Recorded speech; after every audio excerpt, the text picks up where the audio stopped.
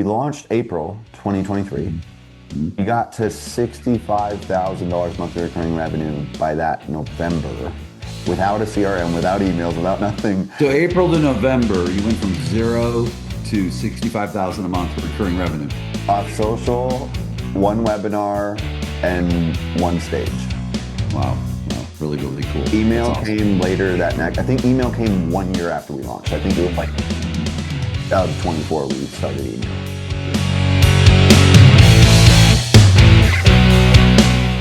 Welcome to the Cheplak Live podcast, where I sit down with proven, tested leaders who share with you what is, as I stated, proven and tested, so that after watching or listening, you can take immediately deployable action steps to impact your business. And today I'm sitting with another Cheplak, Alec Cheplak. Alec, how are you, dude? I'm good. Let's go. We found some time between calls to get together. I like it. Good.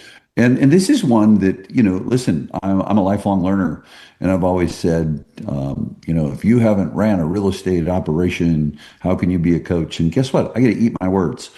Because currently Alec is coaching 30-ish, maybe more or less, I'm not sure, of the top team leaders based on rankings throughout North America.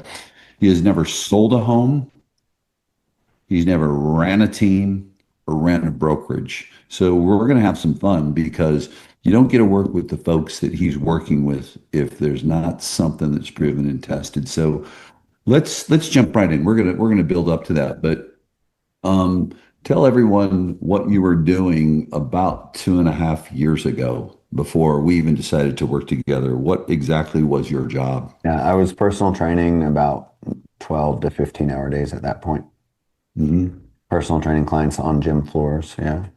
Yeah. So, and you approached me, and what did you propose out? You called me on Christmas Eve while we were doing. I called you. Yeah, it was the like man procrastination of holidays. I was like in the mall on Christmas Eve. You called me. I got an idea. I was shopping for Christmas presents. And I was like, "What's up?" He's like, "We're gonna launch a wellness company." I said, "Okay, I'm ready right now." You're like, hold up. It's not that easy. I'm like, right now. He's like, wait. So then we went back and forth for a few months, and then we launched it. What was it, like April? Last week of April? Was it April of 22? April 23. The last weekend of April 23, we launched. Oh, okay, good. Yeah. In my living room, you stood up in front of a bunch of my clients, and so you were selling online fitness and nutrition, and then built a business that did 7 figures. What did you do to build it, though? What were the simple principles you used to build this business? How was it built? It was Facebook and email. Mm-hmm. Facebook and email are king, and then I used a few different vehicles like free downloads, webinars, live in-person events, get in every room possible, and just share one clear message every single day across multiple platforms. That's what we did, man. Mm-hmm. And how often were you posting, and were you buying ads at all? No, $0. Spending money on marketing? $0 spent on ads. There's a lot of deposits. I was posting between my wife and I for average 14 times per day. So luckily I have her as a clone. So it was about 7 times per day each posting. 7 times a day. And then what was your email trajectory? Email was very interesting because I had never owned a CRM before. And so it was my first time dabbling. How far were you into the business? How long were you into building the online fitness business before you bought a CRM, started operating on a CRM? Dude, that's the funny part. So we launched April 2023. Mm-hmm. We got to $65,000 monthly recurring revenue by that November, without a CRM, without emails, without nothing. So April to November, you went from 0 to 65,000 a month recurring revenue. Off social, one webinar, and one stage. Wow. Really, really cool. Email came later that next. I think email came 1 year after we launched. I think it was of 24 we started email. Good. Let's fast forward. Let's go into the phone call you made to me. Was it no, because I think the event was in March of 25, or was that when you started planning the event in Havasu in March? March 27th, on my 30th birthday, we hosted the first Elevate event in Lake Havasu. We sold out a nice little theater there. That was Right. When did you, right. But before, let's go back to, because I want people to hear the trajectory of this. yeah. When did you plan it? When did you call me? Because here's the call I got. Hey, Dad, I'm speaking at a real estate. I posted about it the other day. Hey, Dad, I'm speaking at a real estate event. So what? You've done that before. Well, Yeah. no, I want to, because that's the one thing that I think that, people look at working with family and father-son relationships, husband-wife relationships. The one thing that I will say is you have stayed absolutely humble. And you've got the same strong personality that I do, that you're crystal clear, but you've stayed this humble implementer. And so, you respectfully said, hey, Dad, I'm speaking at this event. Is it okay if I speak on marketing? Remember that? Yes. And I said, who's the audience? A bunch of real estate people. Okay. Well, you send more emails more consistently, get a higher open rate than anyone I know. Mhm. You post more on social media than anyone I know and get engagement more consistently. You built a seven-figure business, and it doesn't matter what business you're in, the principles are universal. And so take us through, because you participated with other folks that were involved, other people have credibility that were pushing too. But 100%. take us through from the moment you guys decided to do the event. And what I want to do is, yeah, sure, we can share your story, your trajectory of your business growth, but teaching people along the way. What did you guys do? Just kind of an overview from the moment you decided to go at it for that event, and I think you sold it out. Just take us through that story kind of briefly on how Yeah. you did the event. Quick story. I was zooming into his team once a month teaching wellness. I said, how far is the drive? And he said, this ABC, XYZ. He's like, no, I just want to fly out here. So we did that. Um, he surprised me a couple days later with a venue. And I was like, whoa, like I thought I was just going to your office. He's like, no, we're doing it like the right way. And so this is like 3 weeks out from the event or 4 weeks out. Like we did Three not weeks before, so 3 weeks before the event, this is how you guys planned appropriately, right? plan appropriately. I literally think I'm going to an office for 20, 30 agents. And this guy books out a theater with 250 seats. A few days later sends me For the, real estate agents, right? yeah, for real Yeah. estate. Okay, cool. And we have about 3 or 4 weeks. I could check the exact dates. But then right then and there, when he did it, I got so excited because I saw he used an Eventbrite link. And I'm like, no, let's use a landing page and let's do it like this. And then he was posting the link CTA every post. I'm like, no, post like 6 value posts and then post the link, earn the right to ask. And then I was like, make a fit. And all of a sudden he's like, wait, you're like really good at this, dude. Like, can I just like get on a call with you and pay you, And Dustin Rendon was my first $1,000 call. And so what I did is I switched the Eventbrite to a landing page. Dustin, the first $1,000 call for Alec Cheplak, coaching call. I love Yeah, it. dude, it was a Shout lot. out, buddy. Yeah, and after that call, I was like, Dad, like I think we got something here, man. Like, let me talk marketing and let me coach people on marketing. They want it. And he's like, cool. So then we did single option landing page. We did a Facebook group and started funneling agents in there. We did every 6th to 10th post sharing the link. We did email. So I sent it to my email list. He sent it to his. We did some fun, playful videos. Those worked really well. And I think the biggest one, if you want to sell out an event really fast, really quick, or have anything do well, is it's funny. I learned this lesson through practice, but also through Clayton Gitz. When you ask Clayton Gitz who's recruiting, and his response is everyone's recruiting. And so luckily, Dustin has this team of agents who are really bought into the vision. And I said, have your team start posting this. And so we just had an army of people marketing. And then I realized like you need to just leverage everyone in your space, whether it's the speakers, whether it's the people on your team, whether it's your clients, or whether it's the attendees, and get all of them posting the links. And so that's how now we can guarantee event sellout every time. Like we'll give graphics to all the attendees with the link and send them what to post. We'll give speaker graphics, tell them what to post. The biggest one is just get everyone bought into the mission and get Really everyone good. bought. Yeah, really good. Let me ask you this. Is there any manual activity that is absolutely the critical lever that can fill some seats in leading into events like that? Yeah. Face talking video text messages crush with the link right after that text. So I've Hmm. done phone calls too. It's a bit more time consuming. You can blast out video texts, like Hmm. personally invite people and you can fill seats with that. How about the person? Because here's what we know: very few like to do video text.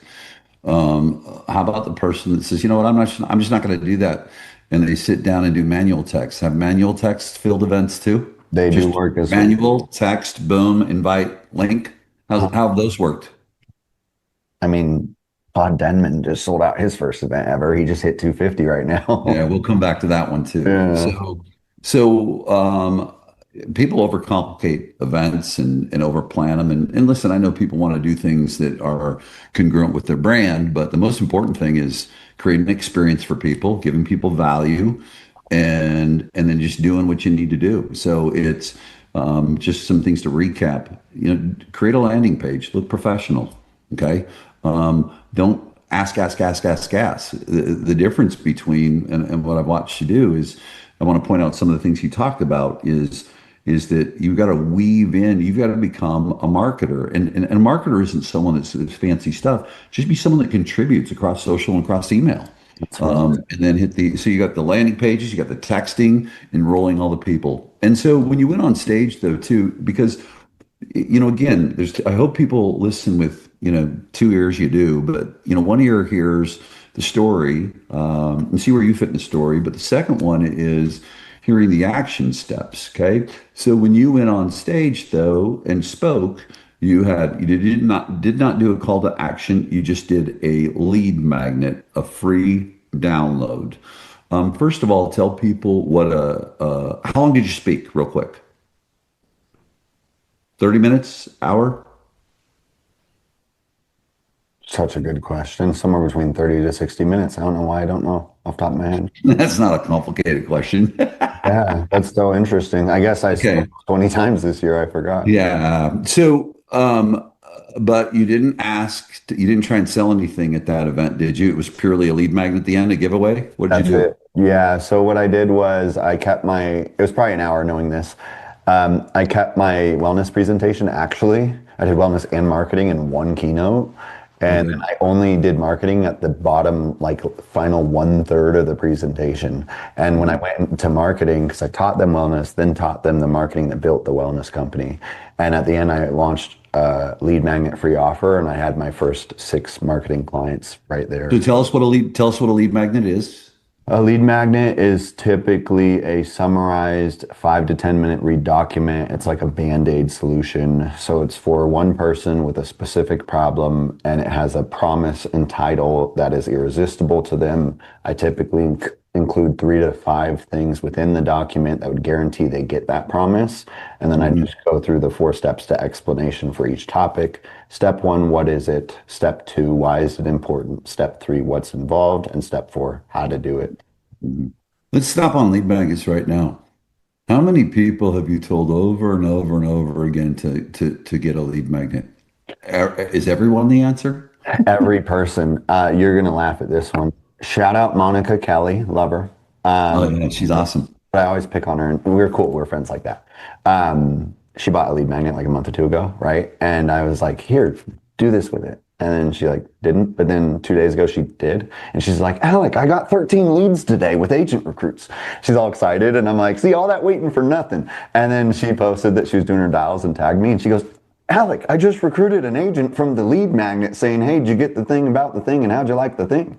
I was like, well, nice of you to join us. She's like, this stuff works, you know? So it's an educational, informational. I mean, coming certainly ultimately hiring you is the solution, or using your service is the solution. If someone's got a service or information or a service or a product, so Mhm. it's that band-aid, right? Something they can consume in a very short time frame. It's a giveaway, educates, informs, and then you download them. So then, how many people did you get to? How many people were in the audience that day? Around 250, I believe. 250. Yeah. How many downloads did you get? People, watch this. You guys, when I say download, meaning they download, they opt in, give them permission to email them. How many people roughly did you get there? Probably 40 to 50% of the crowd, over 100. Over 100 people. And then did you start emailing them afterwards? And if so, how often did you email them? two times weekly minimum, but because my open rates are high, like once you're over 40, I typically email 3 to 7 times a week personally. But I have high open rates with low opt-outs. Hmm. Okay. And at that point in time, how many coaching clients did you have that were team leaders and you were focused on coaching them with their marketing? How many did you have? One, Dustin? I had Dustin that day, Yeah, yeah. and then So at that point though, right then you had one, I had right? You had one. Really good. And here we are. That's March, April, May, June, July, August, September, October, November. 8 months later, how many do you have? I threw a number out there, I, 30-ish, I hang around that 25. I hang between 25 to 30 25 to 30. So that means $100,000 a month just in that silo of your business and coaching and plus of there's coaching other calls. consulting pieces that you do. Lead magnets, and this isn't about the products, but lead magnets, consulting for events, all the type of different coaching that you do. So wait a minute, you've never sold a home, and this is the thing I need you guys to get when you're listening to me. Marketing is universal, and if you pick the right audience, okay, or you pick your audience, you get clear on your audience. Let me say this: you get clear on your audience, okay, and you give them items of value for free, and then you follow up like he did with email consistency, deposits in an area. He's never run a team, a real estate team, never sold a home. And you went from zero to now $100,000 per month, just in 100,000 plus because of the other things you do in 8 months. Pretty interesting. Let me ask you this. What percentage of people that you literally talk to tell to do a lead magnet and they don't do it? What percentage don't? I'm not Outside, talking about coaching clients. I'm outside of talking about when you, 99.99999%. And it's literally how I launched coaching calls from zero to $100,000 per month. oh, but that wouldn't work in selling houses or recruiting or anything, would it? It wouldn't work for the consumer to give them a free download. It wouldn't work for trying to recruit agents, right? I mean, you got to see some of the recruiting. We got people recruiting 20 agents a month. I have someone who did this exact same thing. Jacqueline Smith, shout out Jacqueline Smith, went from Mhm. 14 agents. She was stuck between 10 to 15 agents for 3 years. And in the past 3.5 months, she now has over 31 agents with exactly what we just talked about. So if I heard you right, my math is correct. 100% growth in agent population. Is that correct? Yes, Wow. more than Wow. 100%. More than Right. 100%. And how many agents had you recruited before then? And still today, how many? Well, there's a qualifier here. You did call live in front of everyone at KFR at the ranch, the intensive, and landed a recruiting appointment. But for Right. all intents, I had to throw that in there. How many real estate agents have you recruited? None ever. Zero. Yeah. So number one is you've got to be a marketer, and we talk about that all the time. B, how much money do people have to spend to be a successful marketer? How much? On ads, zero. If you have a phone bill, a laptop, and eventually a CRM, I think you'll be good. Yeah, a phone bill. What do you mean phone Yeah, bill? some Wi-Fi. I mean, you got to use. Oh, okay. Wi-Fi. I mean, that's about what it costs. It ain't free, but it's damn near close. I got you. Uh, See, I'm a little bit older, I guess maybe that's a jargon. I don't know, man. Anyways, I'm just teasing you, dude. So let's jump into this. Let's go into the simple stuff. Talk to us about the basics of so here's today and a great people know the story. You have built your way up to a business that's doing really, really well and massive contribution, your consistency. Real quickly, right now, today, how often do you send one email a day, or are you at 3 or 4 a week? Where are you at right now with emails? it's about 3 to 7 range, depending if I'm on a year-round standard or I'm in a blitz on a short timeline. So, But but if you were to over a year, are you going to send 200 emails in a year, 250? yeah, yeah, Okay. And then what's your social media pattern right now? Frequency daily. yeah. It's the hard stop is never less than 3 to 5 times a day. Which one? 3 or 5? 5. Five times a day. Okay, because I want to be real clear with people so they can, know that minimum that's built it up. So 5 times a day. Mm. And talk about the copy that you're writing. What are your if you're posting 5 times in a day, break down the copy that you're writing. The best one is I pull real conversation from my last real copy from my last conversation is where I'm leaning right now. So I don't have to get so creative. That's number one. Number two with copy, Let's stop there. Tell us more about that. Break that down. That's yeah. that's really, So really good. the good. Okay, I'm looking at the P&L. I'm around I think 600 plus coaching calls so far and climbing. And so those 600 coaching calls are conversations that I can pull copywriting from. So it's like every time you have a conversation, a got a minute with an agent, that's a one-to-one conversation that should be shared one-to-many. Every time you have a team meeting, that's a maybe small one-to-many that should be shared publicly one-to-many. Every time you have an interview, there's insights you can take from that and share. And so like the best copy is real conversation. So what I just heard you tell everyone right now is that excuse of I'm not that creative, so I don't know what to write. Actually, you just told them do not be creative. Tell real life stories that resonate, educate, inform, and inspire your audience, correct? 100%. I think the two most important ones are real conversations you've had with real people and then just real life, like keeping up with the Joneses or keeping up with the Kardashians, like literally reality TV. Just show people what you're doing while you do it. Yeah, really good. And how about email? Let's get into email because people say email sucks, and I always say, no, you suck. Yeah. Talk about the structure of an email, just writing a real simple email that's effective. Because, let me go back to folks. It's interesting, and I get to hop on a bunch of Zooms, and you do a bunch of Zooms where you're going into top teams with I mean, just big, sophisticated audiences, Yeah. high level folks.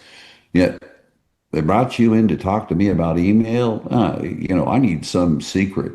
Well, no, you need the secret of how to do email because email is an ATM machine. Stop shooting past the target.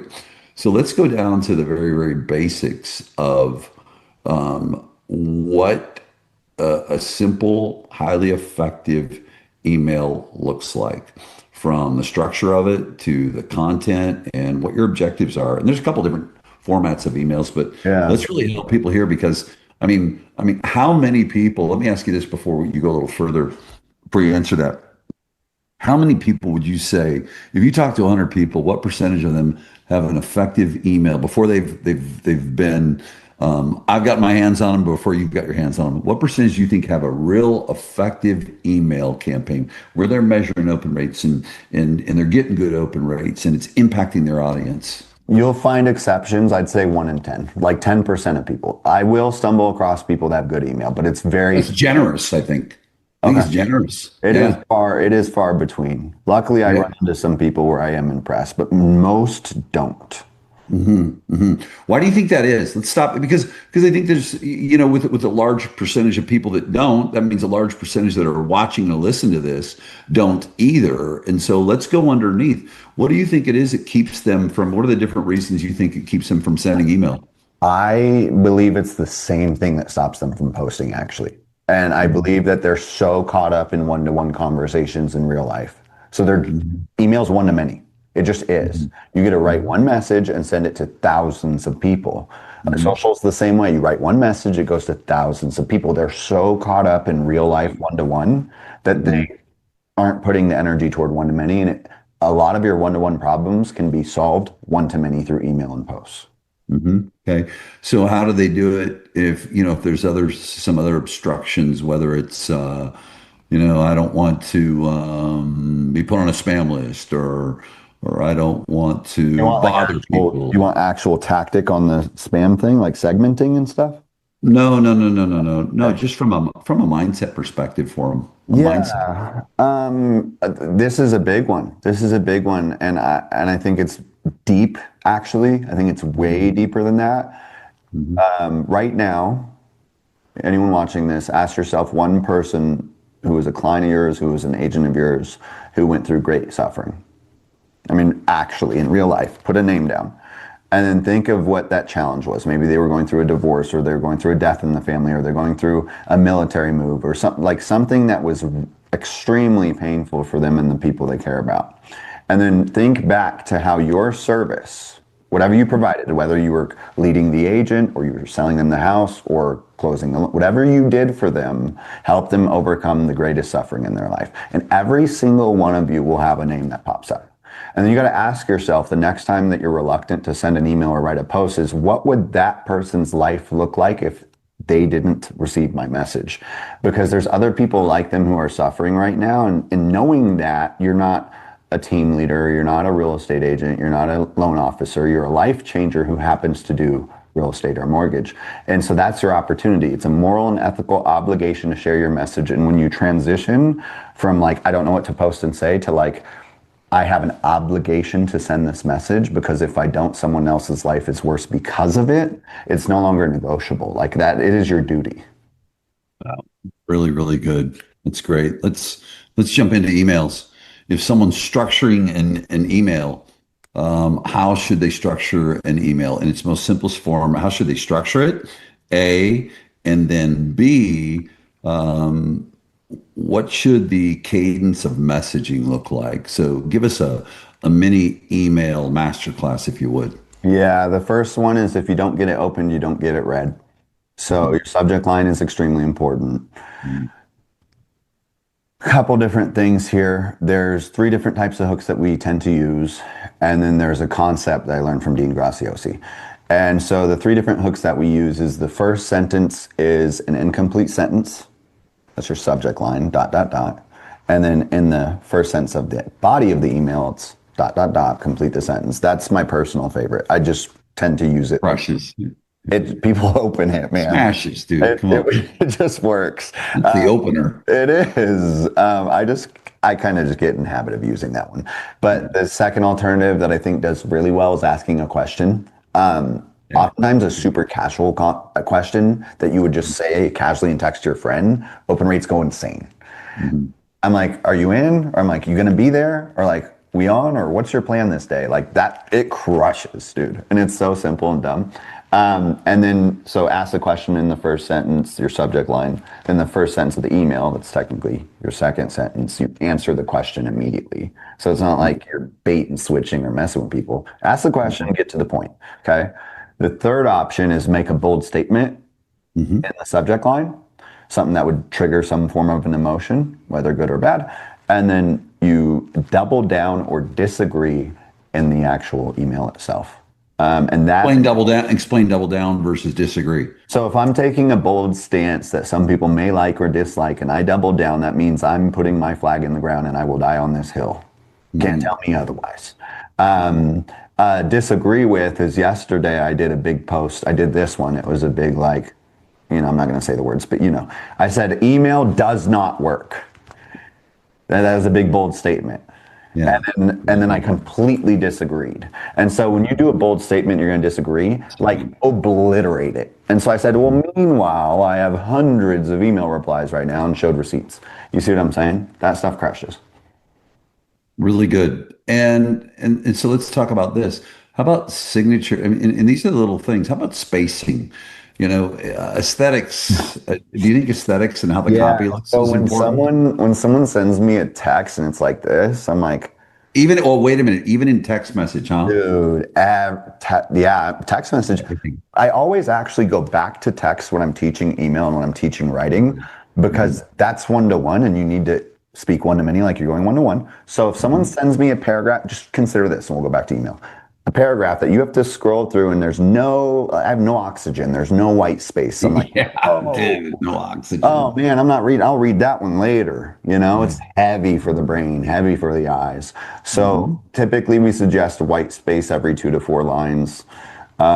Sometimes we'll get in the habit of the single liners, but let's not do the little woodpecker. You know what I mean? Where it's like I one. know, and I see it work. Pace Morby had said Pace is a fan of single line, and I mean, get in the habit of doing it, but yeah, but so that white space to pull eyes in, okay, really good. it's more It's a big digestible. deal. It's way more digestible, dude. No, really good. And what we want to do is we want people to consume our copy. It's really simple. I Yeah. mean, the more of our copy they consume, the quicker you build know, like, and trust. It's a Yeah. series of micro commitments. What about, let's talk about signature lines, calls to action, links. Yeah. Give us the overview on all the different approaches there. First of all, from just a standard email that goes out, whether it's a call to action one or not. I'll tell you what. How about their signature line? Yeah, What should a well, signature line let's look like? start here and let's earn the right to ask. Like, let's start with that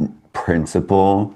I did email for over, I don't know, 2, 3 years, like at a very high level before I ever put a clickable link in my signature.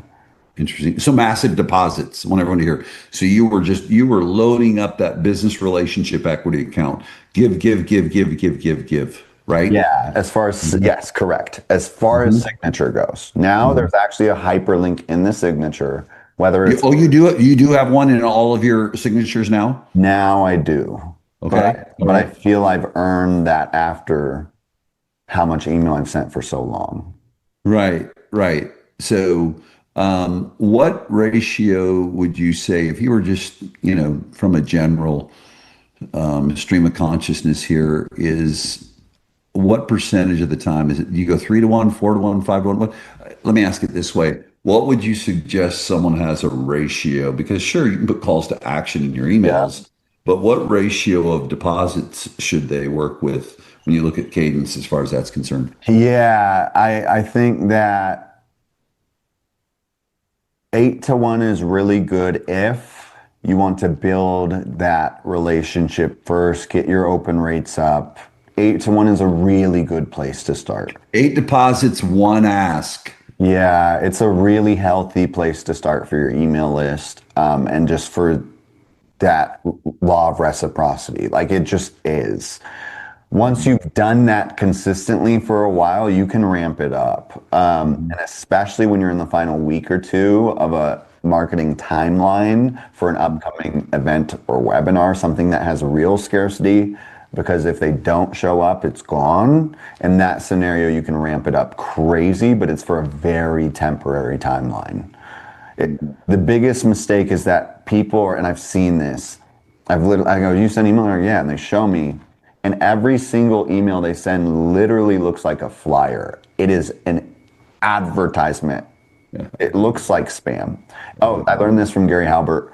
75% of advertisement mail is thrown away before it's ever opened. That's Let's stop real quick. 75% of all mail is thrown away before it's opened, right? I Mhm. want you to stop though. Let them know who Gary Halbert is. He's like the goat of copywriting. He made millions of dollars through writing actual mail and doing mail outs. Yeah, really, really good. And so it's 8 to 1 deposit to withdrawal, right? Stay Yeah. consistent. It sounds to me like the whole initiative for email isn't sell, sell, sell. The whole initiative to email is to market, and to market meaning build your credibility, build your authority, build your brand. And actually, what you find a lot of times is just tell me what to do next. Let me ask you this question, and it's two parts, or not two part. It covers two things. It talks to your growth trajectory because I think people are always interested in a remarkable business growth trajectory, no matter what business someone's in. And so we'll talk about, I'm going to ask the question in that space for you, but then also how that can impact team leaders in wanting to bring in recruits, and then real estate agents that want to attract the consumer. How important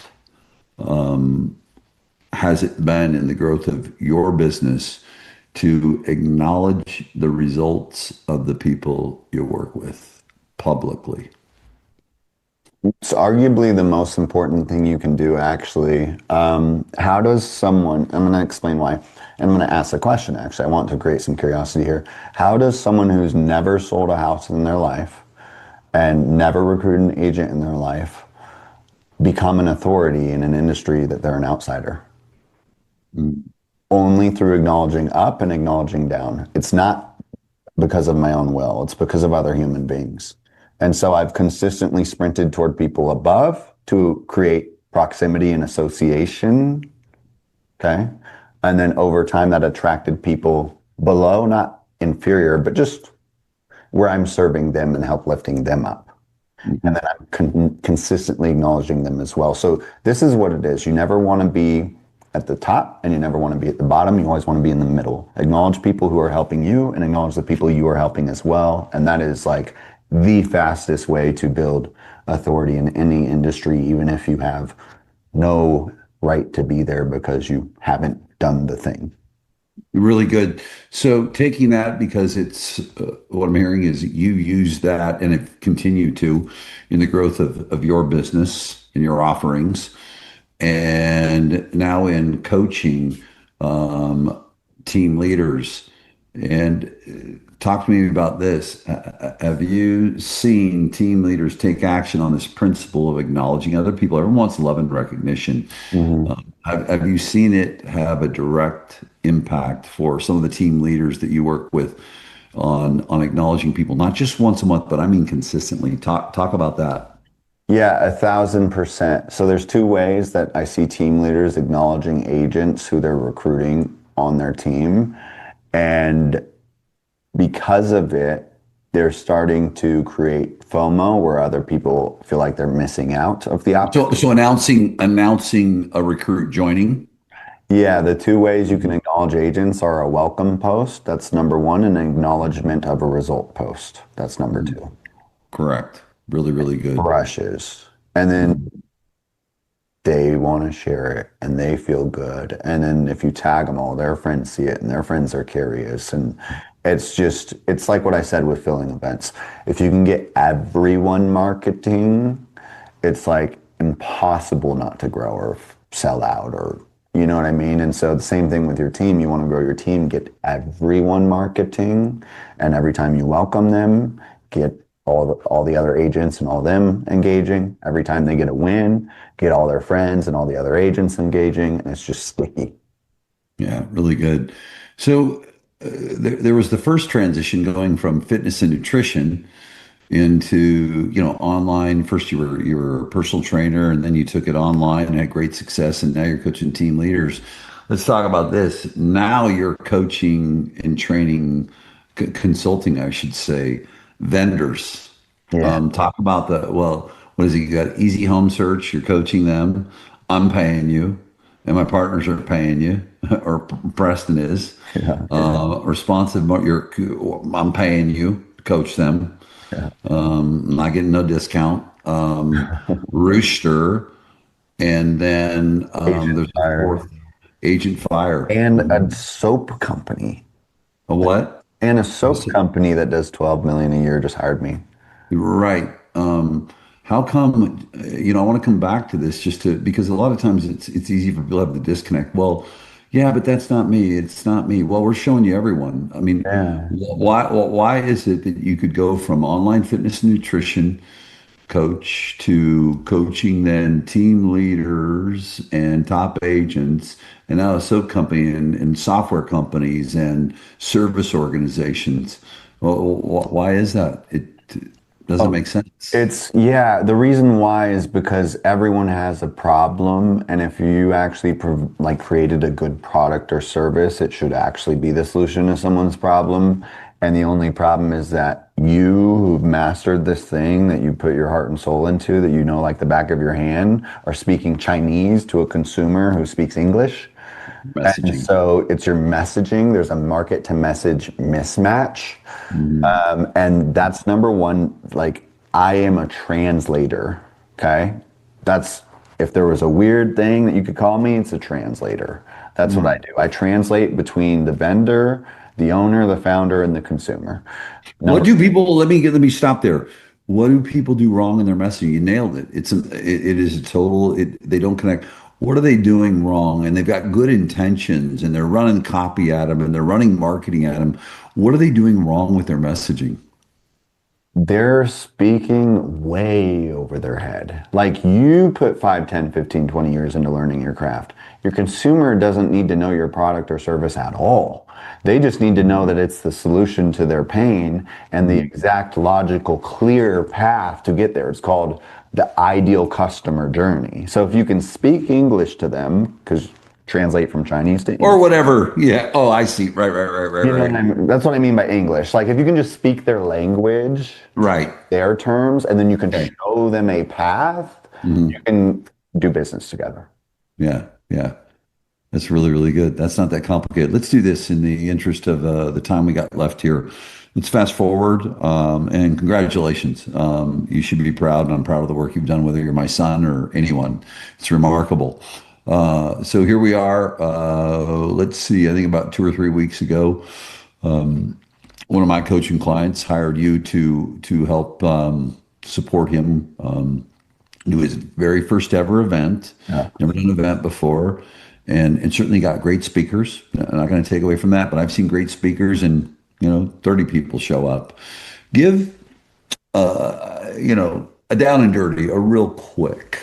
I'm going to ask you some questions. Well, so it's an event. It's in Boston. It's for 250 people. How many days ago did you launch the first marketing? 17, 18 days ago? Yeah. Okay, so you hit the 250 number. Actually, officially this morning, there was a group text that went out, I think, this morning or last night. So I'm going to ask you basic questions on how this is. Congratulations on filling that up. Thank you. It's really good work. Number one, certainly you did that work, and it's not about promoting the fact that, hey, I'll do this service for you. I want this to be educational for people. How many emails did you write for him to send for the event total? How many emails did you write? I Rough. have it written down. The rough is 18 emaals in 18 3 weeks. emails. Okay, 18 good. emails in about 3 weeks and 3 days total. Okay, good. So hear that, folks. 18 emails in 3 weeks and 3 days. That's called in 24 days. It's almost an email every day. Okay. Right. And then what I'll share with you, then Alec also had him weave in a deposit email in between that. Okay. Those are talking about announcements and all that thing. So there's that. Number two, how about social media posts, which you craft out with him? How many social medias in a 3 week? So in a 3 week time, your runway was what? About a month for this event? A month from announce to do the event? Like 24 days. 24 days. Wow. Okay, great. So it's like, the right action actually works. Many people think you've got to have this big runway. Runway don't matter if you don't have the right content. And so you've got talk about what was the social media again? How many posts? 20 posts that I write for him, done for him. 20 posts he's doing. And then what's the other activity that you give someone? Because you're just like, here's the playbook. Right now, what I just shared with you is today we've got the text that we got that he hit 250. And he followed your formula that you gave him and coaching and writing alongside him. What was the other piece with texting? Talk about texting and what you had him do to get the event filled up.